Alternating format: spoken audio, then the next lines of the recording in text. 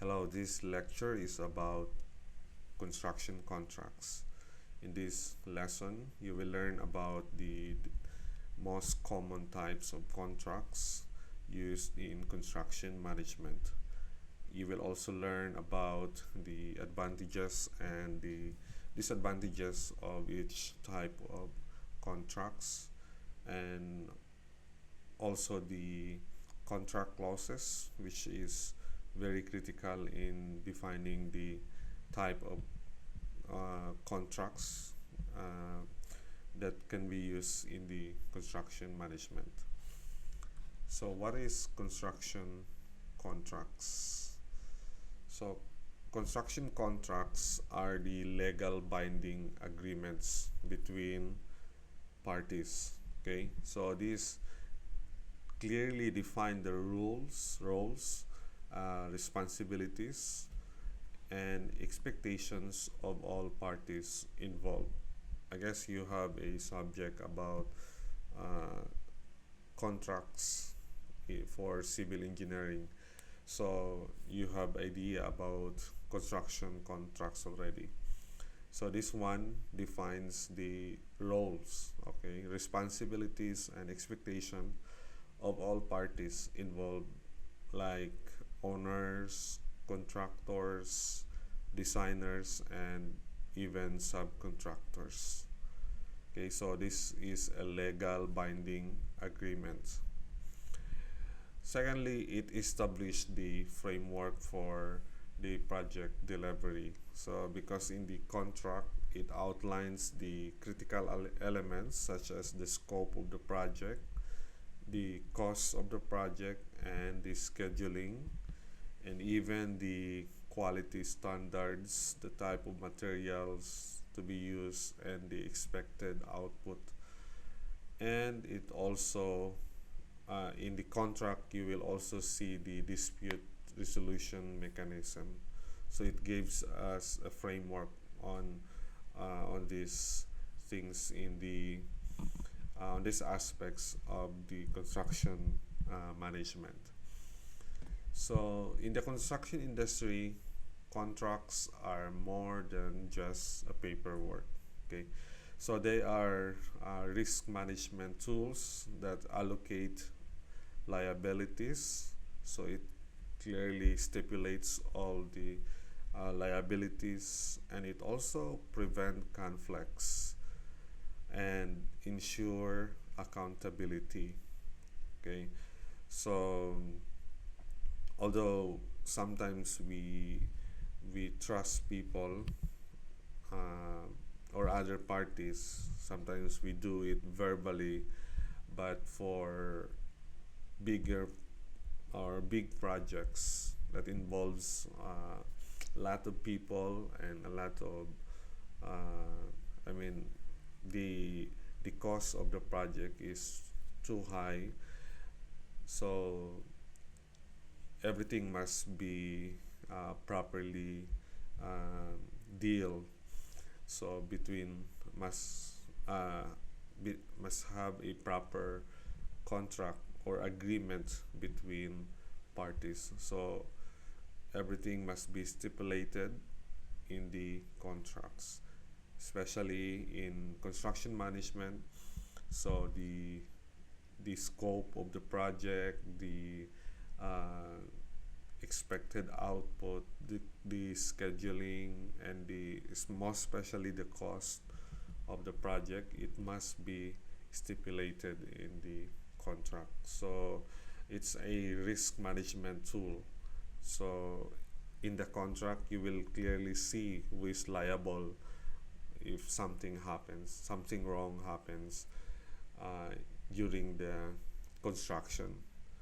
Okay, so also construction contracts are the type of contract selected can significantly, okay, it can significantly impact a project's timeline, budget, and overall success.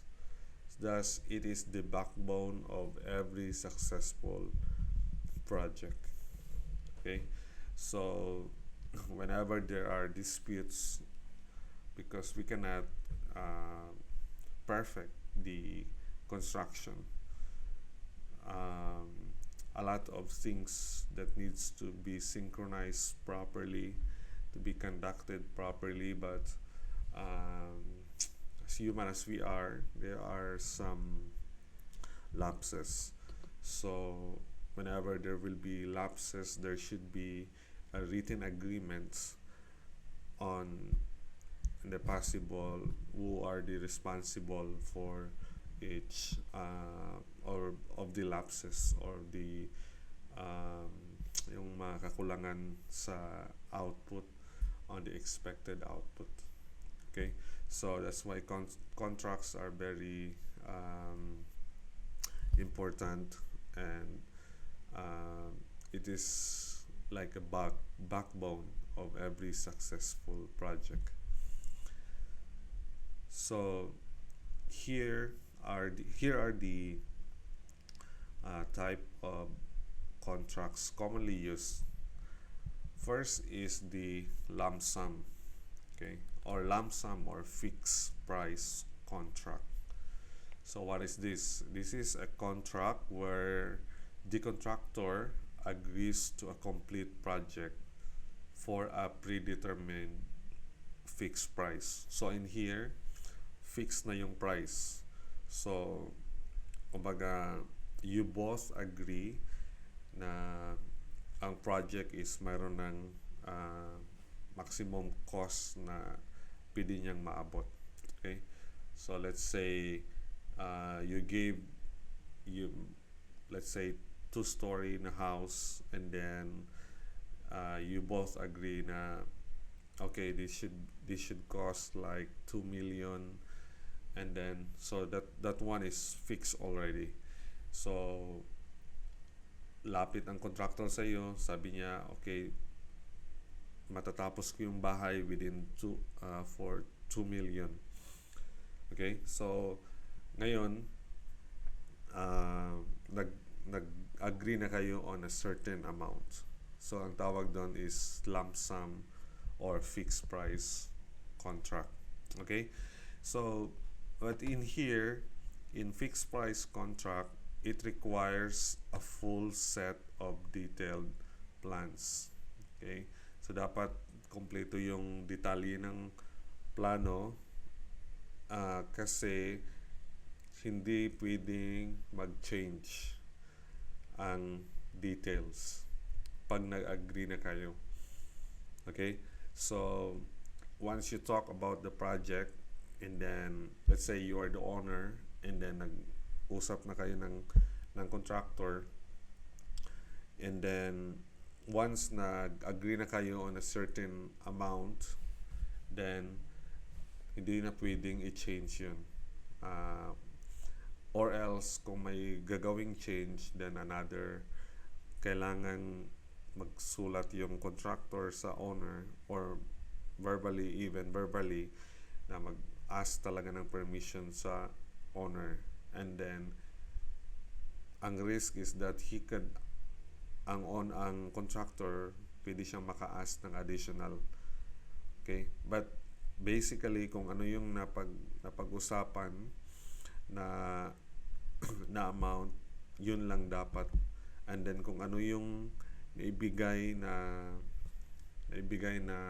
detail, or let's say blueprint, so yun lang ang i-follow ng contractor.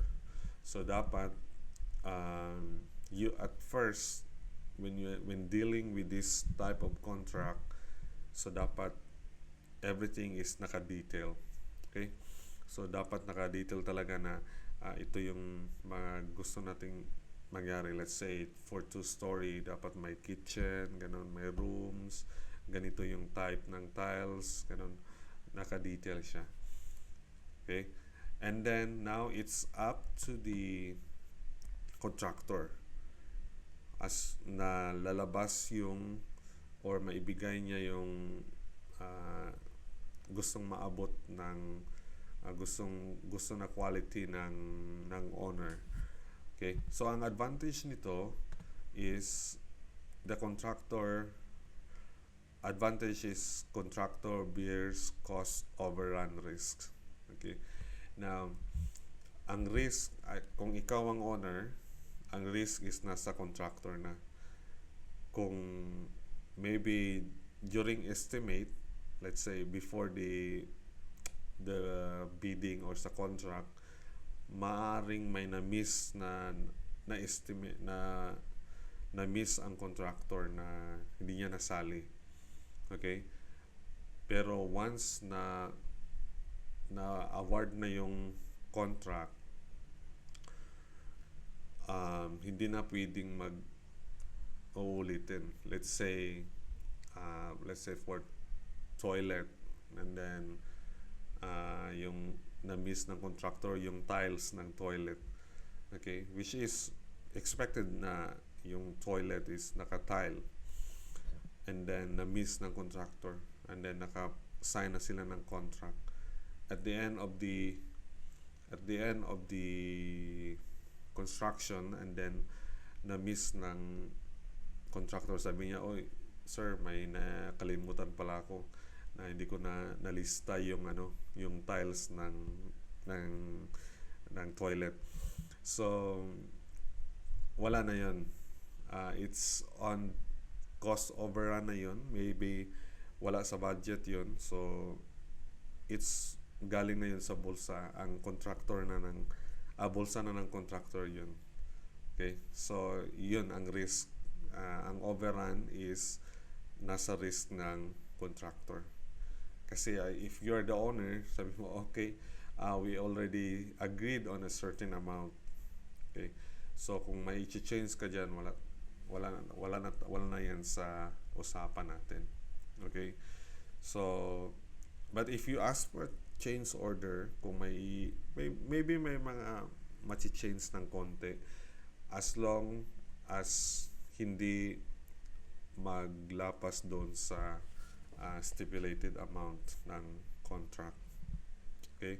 So the owner only pays or agreed amount, pays on the agreed amount regardless of the actual cost. Sorry. So advantage nito na sa owner, kasi regardless of the actual cost,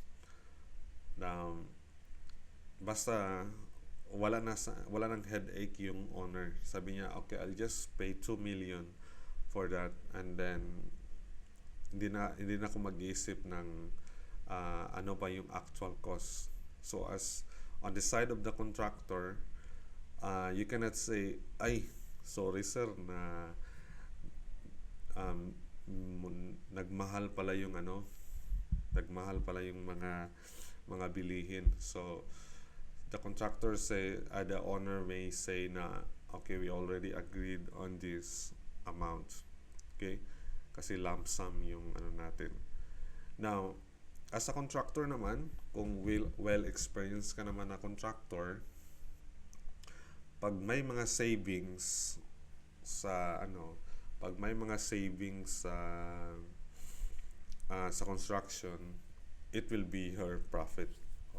Okay?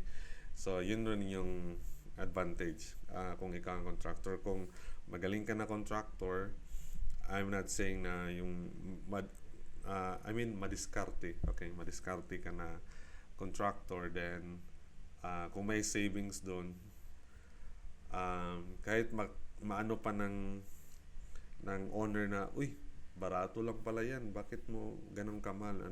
We already agreed on this certain amount. Okay? So yun, ang profit, ang savings, it could be a profit on the side of the contractor. Okay? But still, this one is done in progress billing. Okay? So the contractor will ask for the payment per progress. Hindi naman ibigay lahat. So sometimes like the first payment from the owner could cost, let's say, 30%. Ibigay muna ng owner, and then out of the 30%, the contractor will work, and then in every progress, then he will ask for the billing of the amount. Okay? So yun, ang may mga advantage ito na contract, but kailangan it should have a full set of detailed plans. Okay? And then klaro dapat kung ano yung gusto mong ipagawa sa contractor. Nakalist talaga lahat. Okay? So ang advantage, isa sa advantage ito is fast transaction. Okay, so hindi mo na iisipin if you are the owner, hindi mo na iisipin too much in the detail kasi dito na may mga detail na. Mostly ito sa mga design, bid, build na type of project delivery. So meron ng blueprints, and then you look for the contractor for them to bid. Okay? So yung bidding ng contractor based naman dun sa blueprint. And then they will ask a amount na tamang-tama lang naman na makagain rin yung contractor. So ang advantage nito, very fast yung transaction. Kasi the contractor will just ask for the lump sum or fixed amount na. Sabi ng contractor, okay, I will overall the project will cost like 2 million. Okay.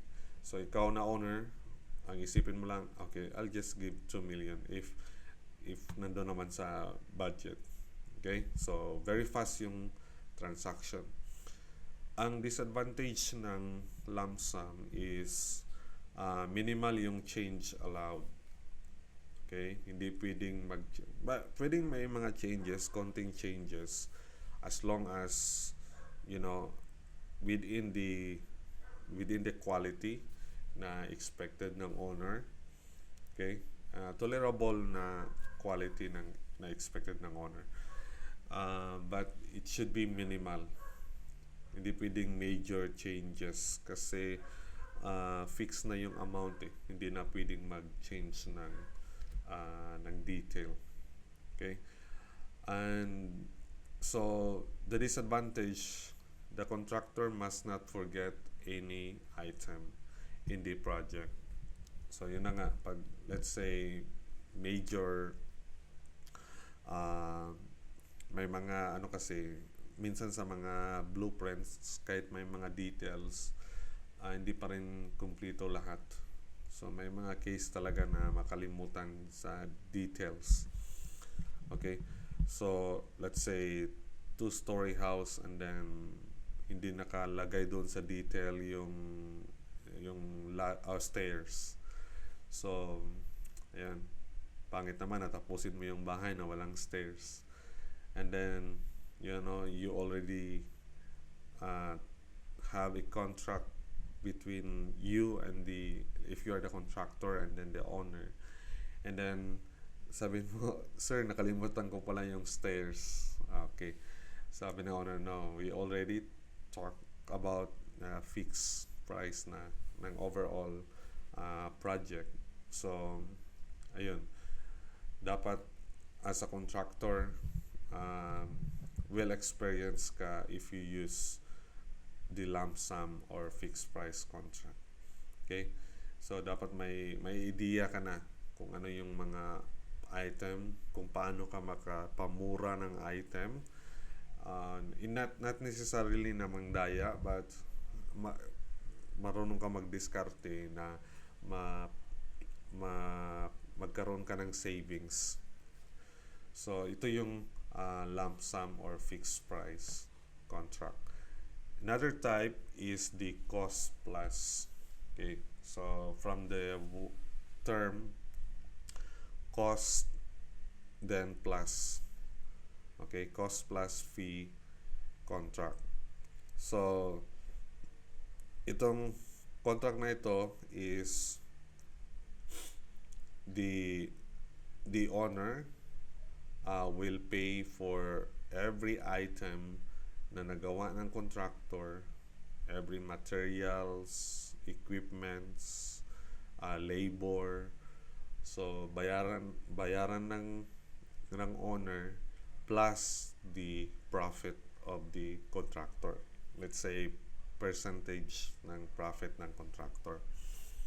So here the contractor will show the cost, and then he will ask for the plus the profit. Okay, so in this contract, the owner reimburse the contractor for the actual cost. Okay, actual yung cost. Kanina yung sa fixed price, fixed na yung price. Okay, here is the uh, so yung sa fixed price, pag naka-save yung contractor, hindi wala nang right yung owner na oy, naka-save ka, mura pala yan, pwede palang murahan, pwede palang mas mura na material. And then now hindi na pwede na, oy, ito na lang ibigay ko kung ang contract natin is let's say 2 million, and then oy, may saving, mas makamura pala. So ito in detail, although yung blueprint is in detail, sa fixed price hindi na masyadong i-detalye ng owner ang or mag-ask ng detailed ang yung ng resibo ang owner sa contractor. But in here sa cost plus fee contract, the contractor must present some every evidences ng lahat ng resibo, and then even yung mga things na hindi na kailangan ng resibo, like labor. Mahirap naman lagyan ng resibo ang labor. Maybe may mga may mga attendance na So, but any evidence, kailangan mag-provide siya ng evidence na ito yung nagasto ko. Okay? So, here, the contractor, it's either ang owner magbigay ng materials, okay? And then, sabihin, or pwede ang mag-provide is the owner. And then, the contractor will just, implement the construction, and then mag-add siya ng for his profit. Okay, so here in this type of contract, the owner absorbs cost fluctuation. Okay, remember in the fixed price, kahit mag-fluctuate pa yung price ng project, hindi na pwedeng maka-ask yung contractor kasi fixed na yung price. But in here, makikita ng ang bayad ng owner is depende sa cost ng materials, and then even equipments and labor, and then based from that, mag-a-add ng profit yung contractor. So you see, doon sa first contract, type of contract na fixed price, medyo risky rin yun. Risky sa part ng contractor. Kaya kailangan nga na well-experienced yung contractor if you use fixed price. Kasi risky yun. Pag lumampas yung cost, lugi ka. Okay? Pero pag nakasave ka naman, it could be a profit for you. But in here, ang risk is not on the contractor.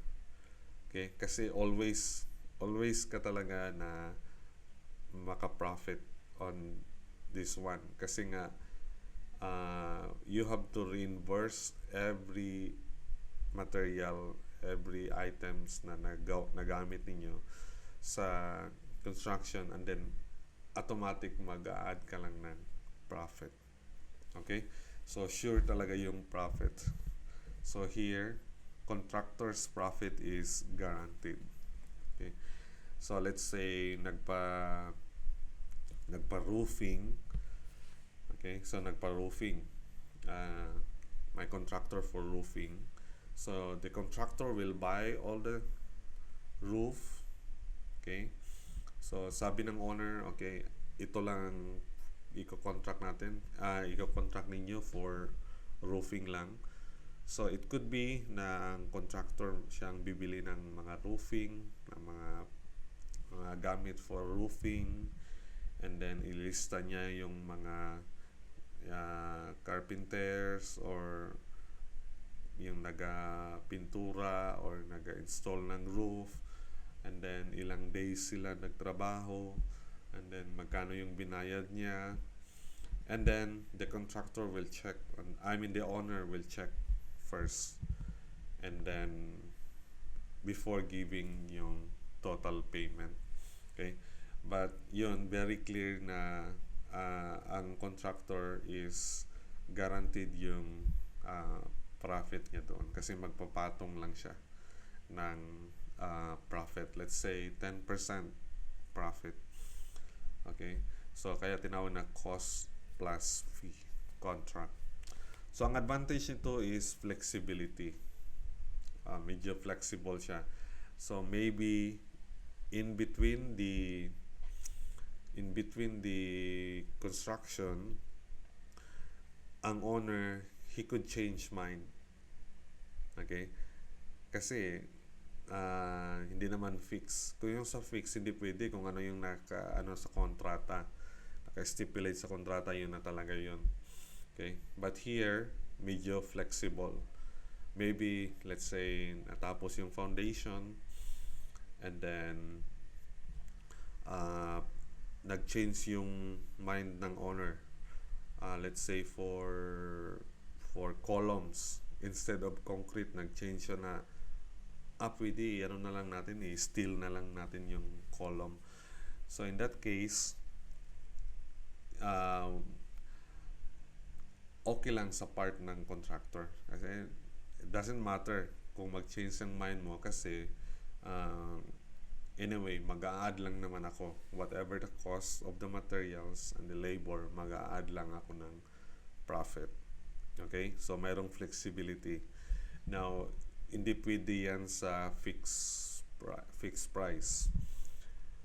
Yung ganun na mag-change from concrete, then is naka-fixed price na yung contract, and then i-change mo ng steel. Okay? Mangyari yun nun, let's say, kung mahalang steel, lugi ka na contractor. Okay? And then sabihin mo, parang feel ko lang. No. We should abide with the contract na kung ano yung nakalagay sa detalye. Okay? So, in here, kaya nga may flexibility, kahit hindi complete yung details, kasi every aspect naman, dapat tinitingnan ito ng owner. Okay, nakabantay yung owner. So, especially yung mga resibo. So, it is easy on contractor side. Okay? So, hindi masyadong risky kasi ginansya always yung contractor. The disadvantage of this one, it could be more costly on the side of the owner. Okay? So, unlike yung fixed price, yun, fixed na talaga yun. Kahit malampas pa yun ng contractor yung total cost, basta yun na yung naka-stipulate sa contract na bayaran. So, yan, hindi na mag-change. But in here, kasi every item, yung pagbantay natin, ang gusto natin. So, pag mag-change ng item, mag-change ng cost, so it could be costly. So hindi guaranteed yung amount ng project. Okay? So second, it's not easy to justify on the part naman ng contractor. It's not easy to justify on contractor side. Kasi nga mahirap din yung mga items na walang resibo. Right? For example, if you buy materials, then that's fine kasi may resibo naman. Okay? Now, nasa inyo yan kung magdaya kayo, you can, some contractor, they approach yung yung hardwares, and then, mayroon din silang sariling contract. Now, taasan yung price, ganon. May mga diskarte na ganon.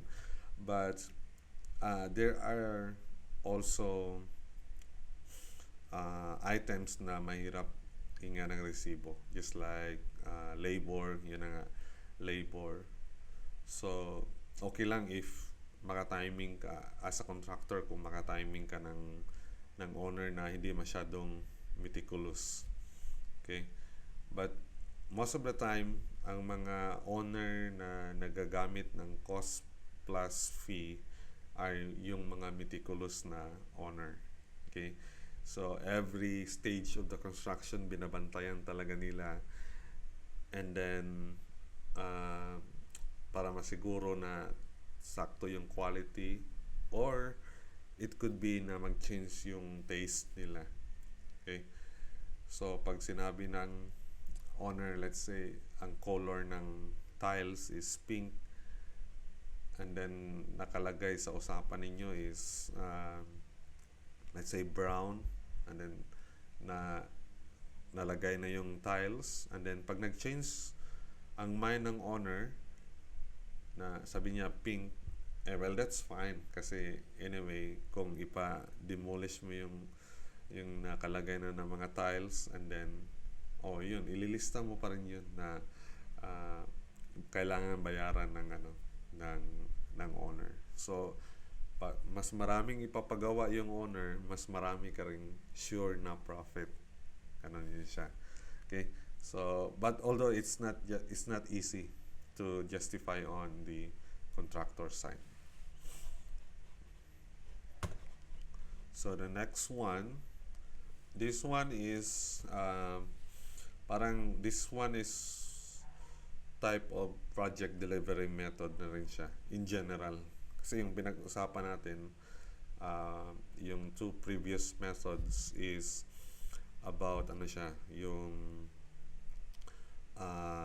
design, bid, build. Okay? So meaning tapos na yung design, and then as an owner, magpa-bid ka naman ngayon sa mga contractor. Okay?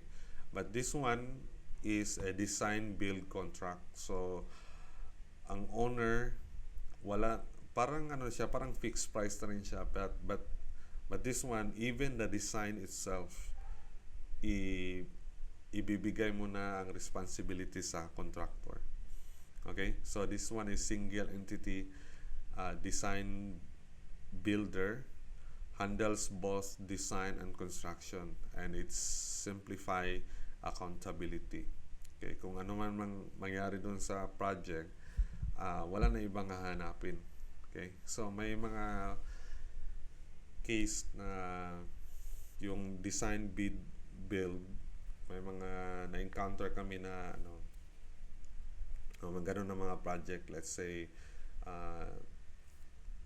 during earthquake, may mga damages, and then so pwedeng dalawa kasing responsible for that. It could be the designer and then the contractor. So ang problema, iba yung contractor at saka iba rin yung designer, and then hindi na mahanap yung designer. So yan, then paano mo ngayon lilitisin yung contractor? Kasi yung contractor, gina-point out niya rin na the design is faulty rin yung design. Ganon. So, yan, magtuturuan na sinong accountable. But for design build contract, isa lang ang hanapin mo kasi si contractor lang, siya na rin ang nag-design. Okay? So, siya lang accountable. So, even the errors, possible errors, the contractor assumes it. Okay?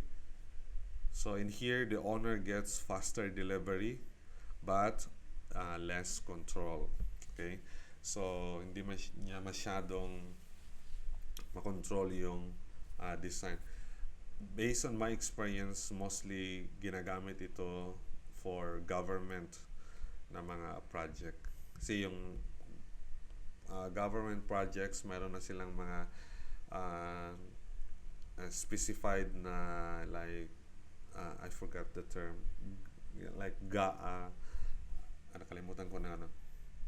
But ano, and then yung yung institution rin, wala silang, or yung institution wala silang expertise, engineering expertise na mag-guide or mag mag-manage ng project. Kaya diretso na as an owner, yung government institution, may budget na sila from the government, maghanap na lang sila diretso ng contractor na sila na rin yung designer at sila na rin yung mag-build ng project.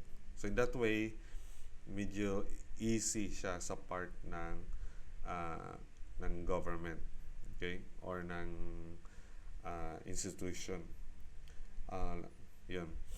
So kung mayroon lang sanang expertise like project management, so pwede rin sila na mag-hire ng project management group kung gusto nila na mabantayan yung contractor. So in that case, the project manager, siya na yung mag-govern sa designing up to construction. Okay? So in that way, pwede silang maghanap ng designer muna and then magbibid.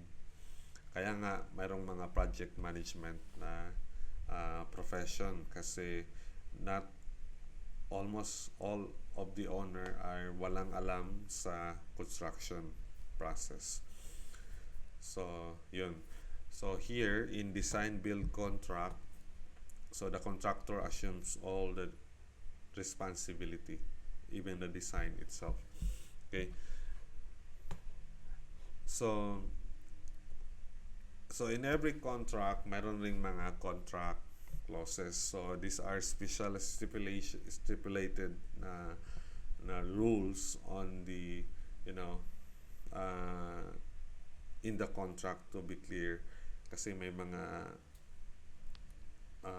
bagay rin na mahirap i-verbal lang. So dapat naka-stipulate rin nito mga clauses in contract. One is the force majeure. Okay.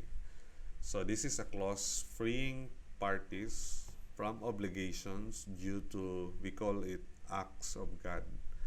So ito na yung mga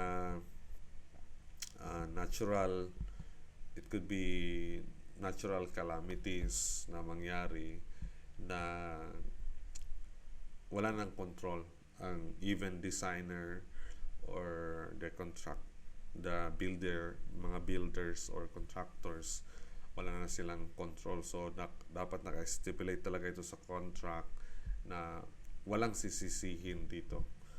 Okay, like for example here, hurricane. Okay, so pandemics like COVID-19, let's say may mga delay. So kung ang contract is naka-stipulate na, let's say 100 days, and then every day na ma-delay you have to pay 5,000 pesos. Now nangyari yung COVID-19, so you can justify that this one is a force majeure. Wala tayong control nito kasi people cannot go around during pandemic, ganun. So kung mayroon ng mga calamities na mangyari na we say act of God, so beyond human control na mga incidents, so at least ma-free kayo sa obligations on that one. Okay, especially on the side of the contractor. Next is change orders. So change orders, ito yung formal amendments of contract scope, cost, or schedule signed by both parties. Okay. Now, in the first type of contract, yung the fixed amount, sabi ko there should be no change or walang masyadong pinapalitan doon sa kontrata. But still, kasi ang owner naman ang masunod sa lahat. Okay? So, kasi siya yung may pera, siya yung may-ari. So, but if the owner wants na mag-change, so we can still agree on that. Okay? So, if mag-agree naman yung contractor na I change. So, especially naka-fixed price siya. So, kailangan maggawa ng amendments on the existing contracts. So, i-clear dapat kung ano yung scope doon, cost or schedule, and it should be signed by both parties. So, pwedeng mag-change as long as agreed by both parties. So, the process here is the owner requests changes, and then nag-change ng owner, and then ang contractor naman mag-change ng quotation. I-adjust niya yung quotation niya. So, in that way, ang contractor, mutual yung agreement nila, and everything should be documented, as you can see here. So, example, adding a solar panel array to a roof during mid-construction na. Then gusto ng owner na magdagdag ng ano. So, wala yun sa first contract nila. So, the owner, it's okay. Sabi ng contract, okay, we can add, but of course, we have to change yung fixed amount natin. Okay? So, at least justifiable yung mga changes. Liquidated damages. So, what are these? These are pre-agreed penalties for delays. Gaya ng, like example, 10,000 per day case of delay. So, dapat naka-stipulate rin yan para yung contractor rin, ma-force rin yung contractor na ma-meet niya yung schedule. So, this is very critical for projects like business, like let's say mall, yung mga store, di ba? So, minsan may tinatarget sila na day of opening, let's say mall, and then gusto nila mag-open ng December 25 yan, or January 1, yung mga special day, and then yun, na-miss mo yun as a contractor, na-miss mo yung deadline, so you have to pay for liquidated damages. So, but it must be reasonable. So, can you imagine the possible profit ng mall na mag-gain nila every day? Magkano kayang kita ng mall every day? And then, na-miss mo yun. Let's say, December 25, yun. And then, na-opening, and then na-miss mo yun na opening. So, ang laki ng loss nila. Kaya, pinapabayad ka ng, not the total loss, but, marami silang na-miss na pwede naman sana maabot based on the contract. Okay, so, kaya pinapabayad ka sa contractor. So, those are pre-agreed penalties for delays. Okay, so dapat naka-stipulate rin ito sa plano. Hindi pwede na wala ito sa plano and then wala sa contract and then biglang naman yung owner. Okay? So, for example, unliquidated damages require proof of the contrast is unliquidated damages requires proof of loss in the court. Okay, so everything that is binded in the contract, it can be used in the court. Okay, so hindi pwede na tayo na yung verbal lang. As what I've said, it's people change, and then kahit kung verbal lang and then malaking amount na money ang involved and many people involved, mahirap paniwalaan sa court yan during disputes. Okay, so now practically practical question. Which type of contract will you prefer? Okay. So, which type of... I'm not sure tama ba itong spelling ng prefer. But anyway, so which type of contract will you prefer? Um, so, will you go with the fixed amount or fixed price or the cost plus? Okay. So, my answer for that is it depends on the which side you are. If you are the owner, let's say kung owner ka, uh, I would prefer kung owner ako na wala masyadong alam sa construction, sa design and construction flow, wala akong masyadong alam, I will prefer the fixed price. Okay? Kasi ibibigay mo na lang sa i-stipulate nyo na lang sa agreement ninyo na ito na yung fixed price and that won't change. Bahala na yung contractor, sa kanya na yung risk kung maglampas man yun, basta yun na yung napag-usapan natin. Kasi nga, I'm the owner nga na wala masyadong alam sa construction. Okay? But if I'm the owner na may konting alam sa construction, or it's either wala man akong alam sa construction but I could hire a construction management team, then I will prefer the cost plus. Okay? Kasi medyo flexible yun. And then, masusure mo talaga na kung ano yung, I mean, in that totally exact, but at least mas close ka sa reality na ano yung mga type ng materials na ginamit, ano yung cost ng materials, and then of course magbigay ka talaga ng profits, ano. So kung mayroon kang konting alam sa construction, it's better to prefer yung cost plus. Okay?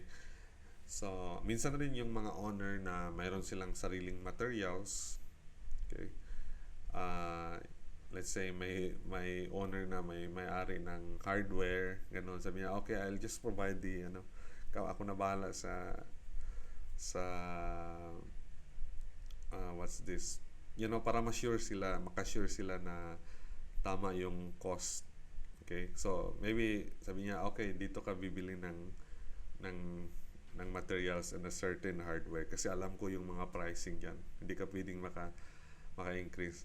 So kung mayroon kang alam na ganun, so it's better to do a cost plus. Okay?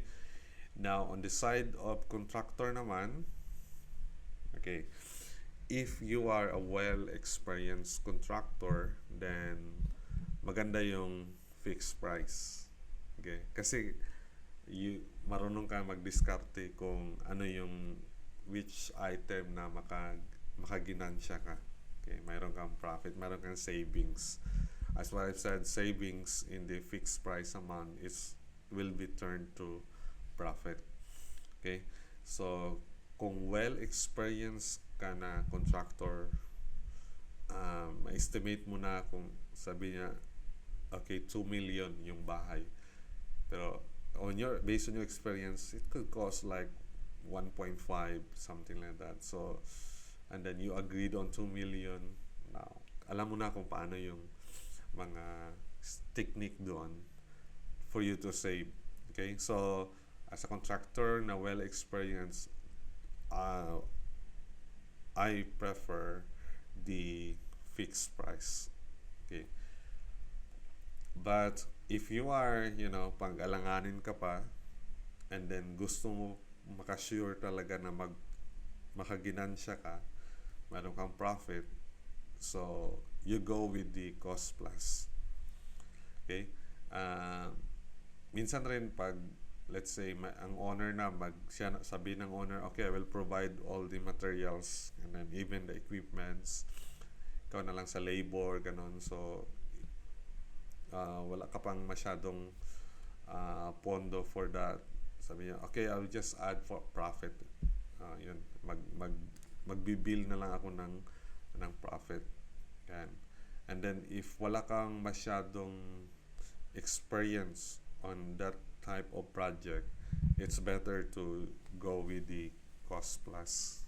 Kasi nga, whatever in the cost plus, whatever changes doon sa contract ninyo or usapan niyo ng owner, always ka lang mag-add ng profit. Okay?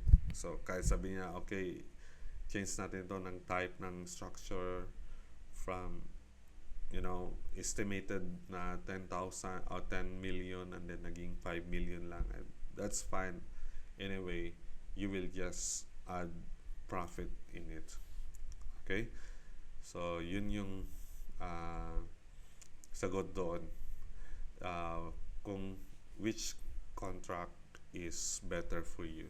So, meron siyang advantage and disadvantage on the contractor side and on the owner side. Alright, so thank you for listening. We will end here.